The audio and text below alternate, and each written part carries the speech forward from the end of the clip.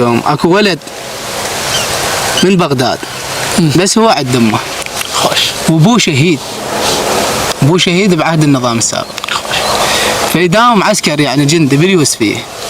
اثناء نزوله يعني هو يعرس، نزل ايش وقت؟ نزل بالثلاثاء وبالخميس عرسه، فجرت عليه ابوه واستشهد. الله والله العظيم هذا يعني موقف حقيقي. فامه ايش قالت له؟ شو تقول له؟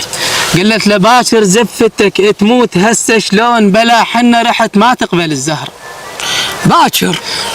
باكر زفتك تموت هسه شلون بلا حنه رحت ما تقبل الزهر. تعالوا لا تروح بعيد بعدك شاب مو مالت تروح وداحتك مره. الله محضرت لك عرس يا يمه حلمك كان وغيرك ما يلوق الزفة الشجرة. ربتك وحيد شلون من تروح تموت اغصانها لو ماتت الشجرة. الله يا سالوفة ابوك كان بس يقول ابنه من سمعه يقولها بحسرة. زرعتك عود تكبر تعبي تجازيه غشيمه ومن زرعتك ورده بالصحراء. قالوا راح قلت لهم يروح شلون ما عقلها قلكم رايح بسفره. معلم على الوفا ما يخلف الميعاد ما يرجع لميت يدري ما عذره.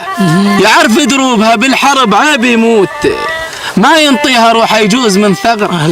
يعرف دروبها بالحرب عيب يموت ما ينطيها روح يجوز من ثغره.